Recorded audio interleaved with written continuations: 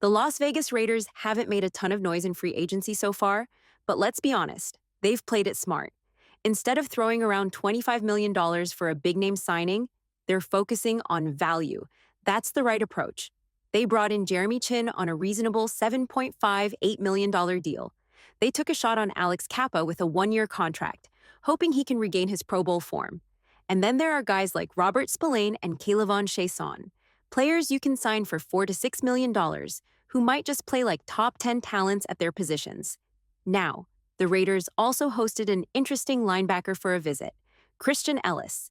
According to respected NFL insider Aaron Wilson, Ellis visited Vegas recently, and here's why that matters. This guy has serious potential. If the Raiders land him, he could very well be their best linebacker from day one. Now, I know a lot of people are thinking, who is Christian Ellis? Fair question. His path to this point hasn't been traditional. He went undrafted, bounced around with teams like the Vikings and Eagles, and spent time on practice squads. Nothing flashy. But last year, everything changed. He landed with the Patriots and got coached by Jared Mayo, an all-pro linebacker turned head coach. And under Mayo, Ellis finally broke out. He racked up over 80 tackles, snagged an interception, and consistently made plays. He was a difference maker for New England. Linebacker is a tricky position. You rarely get those long-term, dominant guys like Patrick Willis or Fred Warner. More often, you find players who hit their stride for 5 or 6 solid seasons before falling off. That's why Ellis is intriguing. He's just getting started. His coverage ability, range, and athleticism stand out. But here's where things get interesting. The Patriots clearly didn't want to lose him. They placed a right of first refusal tender on him, meaning they can match any offer he gets. If the Raiders throw $6 million per year his way, New England has 72 hours to match it. That deadline is coming up in mid-April, and with the Patriots already adding linebackers in free agency, there's a real chance they let Ellis walk. So, for the Raiders, this is one to watch.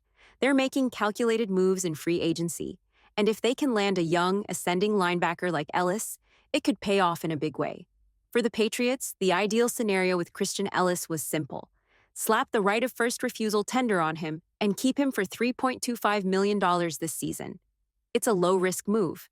They believe his best football is ahead of him, and if he continues to develop, they could extend him down the road. But now, a team like the Raiders can step in and make things interesting. If Vegas really wants Ellis, they could offer him a 2 or 3 year deal, maybe in the range of $5 to $6 million per year, with $12 million guaranteed over 2 seasons and a team option for the third. That would be a smart deal for a player who has shown real upside. And it's not just the Raiders in the mix. The Panthers have already brought him in for a visit as well. Right now, he remains unsigned. But if the Raiders want him, they need to move fast. There's a pattern here with how the Raiders are handling free agency. They're taking calculated risks on players with upside instead of overpaying for past production. Look at Robert Spillane, signed for a bargain and outperformed his contract. That's the approach they need to keep taking. Historically, big money deals for veterans haven't worked out. The Raiders have seen it firsthand. Whether it was Antonio Brown, who, granted, was a trade acquisition, or Corey Littleton, who got $14 million a year and never lived up to it. Even with Christian Wilkins, the Raiders paid him based on what he did in Miami. Luckily, he's still in his prime, so the deal makes sense. But more often than not, those big money contracts don't pan out. That's why targeting players like Ellis is smart. There's untapped potential, and if the Raiders play this right, they could get a linebacker with real upside at a reasonable price. Another move worth mentioning. Vegas is bringing back cornerback Darnay Holmes on a 1-year deal. The Raiders signed him last year, possibly during training camp or preseason, and he ended up getting some playing time. Not a ton, but enough to warrant another shot. Here's the key. Patrick Graham didn't have to re-sign Holmes. He could have gone out and targeted a different cornerback in free agency, but instead, he chose to bring back someone who already knows the system. That tells you something. Graham wants continuity. He wants guys who understand his scheme and can be molded into what he needs. Now, let's be realistic. Holmes isn't going to suddenly turn into a top 10 corner. But he could be a solid role player, maybe contribute on special teams, and provide depth in a defense that still has some holes to fill. The Raiders are being smart about how they build this roster. They're not making splashy moves, but they're making the right ones. Let's talk about the Raiders' biggest need, wide receiver. Everyone knows it. It's not a secret. They need a true X receiver, not necessarily a number. One target, that role might already belong to Brock Bowers. But they need that big, physical, go up and get it kind of guy. Someone who can fight through double coverage and make contested catches in traffic. Enter Tedairoa McMillan. According to Jordan Schultz, McMillan clocked a 4.48 in the 40-yard dash at his pro day. Some scouts had him slightly higher, but the consensus seems to be around that mark. And for a guy of his size, that's impressive. Now, there was some confusion about his actual measurements. Some reported he's 6 feet 5 inches and 215 pounds. That's not quite right. The official combined numbers have him at 6 feet 4 and 1/8 inches and 219 pounds. Still, that's the kind of frame the Raiders need at wide receiver. If McMillan is there at number 6, he should absolutely be in play.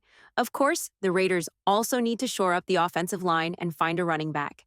But if they play this draft right, they could land a starting caliber wide receiver, running back, and guard all within the first 3 rounds. That's how you set yourself up for success. Back to McMillan for a second. His 40 time was recorded at his pro day, which means it was hand-timed, not laser-timed like at the combine. So take it with a grain of salt. But whether he's running a 4.48 or a 4.55, the difference isn't enough to matter. He checks the box for speed. Pair that with his size and skill set, and he could be exactly what the Raiders need. Some people think his draft stock is slipping, possibly into the second round. Maybe that's true. But if you ask me, he's a first-round talent. Now, he's not on the level of Travis Hunter. Hunter is the best wide receiver in this class. Hands down. He's the best playmaker overall. Better than Ashton DTI, in my opinion. But Hunter and McMillan are different types of receivers. Hunter is more dynamic. McMillan is that true X receiver.